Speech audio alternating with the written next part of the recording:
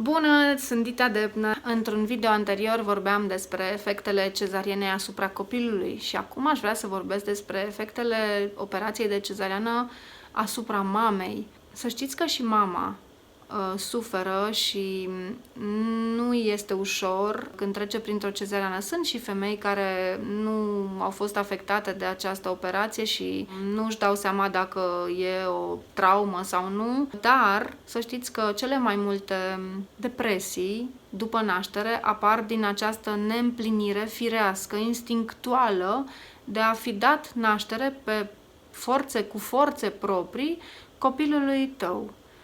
Hai să vedem un pic care este diferența dintre cezariana la rece și cezariana la cald. Cezariana la rece este cezariana programată din motive foarte ușor de înțeles în ziua de astăzi, de ce se programează o operație și cum afectează ea inclusiv hormonii mamei și copilașul. O cezariană programată nu-i dă șansa copilului să se nască de ziua lui, ci va fi o zi aleasă pur și simplu de mamă sau de medic, în cel mai rău caz. Iar dacă se impune o cezariană, măcar țineți cont să lăsați copilul să-și aleagă sau să înceapă ziua, să-și înceapă travaliul, adică să zică, ok, sunt gata să mă nasc.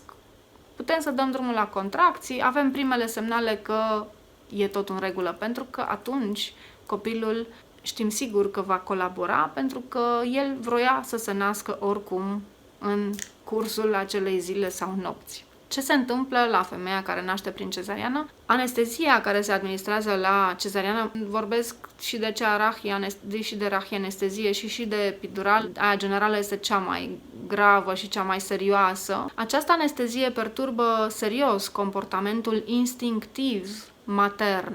S-a putut observa la mamifere, la alte animale, care, dacă au fost anesteziate, după aceea nu au mai avut grijă de puiuții lor. Bun, suntem diferiți, da? Dar totuși suntem mamifere, chiar dacă avem raționament și judecăm și avem alte limbaje de a comunica, totuși, faptul că suntem anesteziate ne alterează foarte mult din acel instinct pe care îl avem matern, da? Multe femei sesizează că la naștere s-au uitat la copil și și-au dat seama că nu au simțit aceeași iubire pe care au simțit-o în timp ce erau însărcinate, da? Pentru că gândiți-vă că hormonii voștri la o cezariană programată nu sunt pe modul naștere. Ei sunt pe modul zi de zi.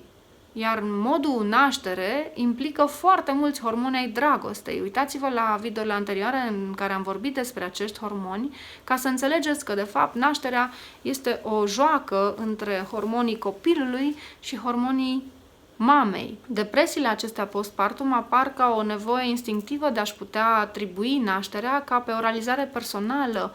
Deci o femeie care nu și-a trăit nașterea tânjește și își dorește, și vă pot spune din experiența a mii de femei care mi-au trecut prin mână și care mi-au scris că își doresc cu atâta ardoare o naștere naturală după cezariană, încât în momentul în care au trăit-o, au renăscut ca și femei. Deci sentimentul este magic și nu poate fi descris în cuvinte. Deci, acei hormoni ai dragostei care se instalează automat la nașterea naturală sunt perturbați și nu apar la operația de cezariană. De ce? Pentru că corpul nu e pe modul naștere. Mama nu-i mai predă copilului ei flora ei microbiană, iar imunitatea acestuia lasă de dorit, pentru că voi știți că imunitatea copilului începe să fie transmisă prin placentă în timpul vieții intrauterine și după aceea, la naștere, prin colonizarea tractului digestiv și a mucoaselor, mucoasa nazală, cu hormonii mamei. Faptul acesta nu se întâmplă la cezariană și atunci mama doar prin alăptare mai poate contribui la bazele acestui sistem imunitar pe care îl face copilul.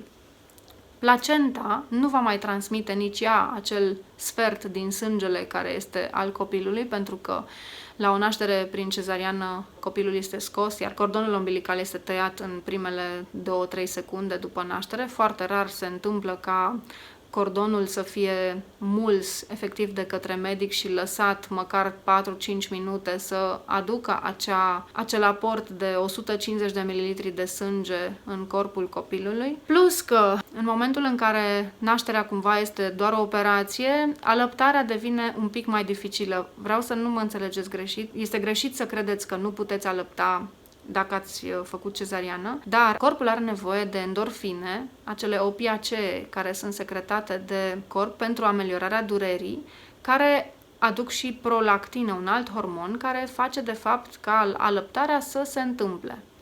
Deci, o femeie care a născut cu o cezariană programată, deci corpul ei nu știa că trebuie să nască un copil, îi va fi un pic mai greu să își provoace acea alăptare pentru că nu avem aceiași hormoni care s-ar fi secretat în momentul în care nașterea ar fi început. Deci, durata alăptării depinde de modul de naștere datorită acestei secreții de endorfine diferită la cezariană. Încă un lucru de care suferă mama foarte tare, după cezariană, ea chiar are nevoie de ajutor, cel puțin în primele 2 zile, ca să poată pune copilul la sân, să-l poată ține în brațe, să se poată ridica, deci este foarte dificil. Iar pentru mine este efectiv un mister de ce am ajuns în situația de astăzi de a naște atât de mult prin cezariană, din frică, din comoditate, din nici nu mai contează, adică nu ne mai preocupă sănătatea și a copilașului nostru.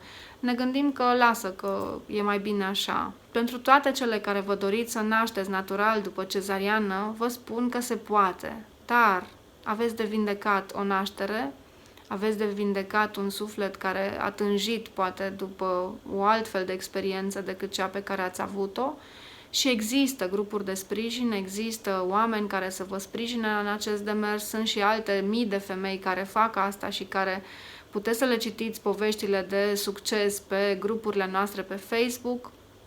Deci, se poate. Doar că aveți nevoie de foarte multă, să zicem, terapie interioară ca să vă vindecați și ca să aveți curaj să priviți nașterea de data asta altfel decât ați experimentat-o prima oară. Deci se poate, da? Spor la informare.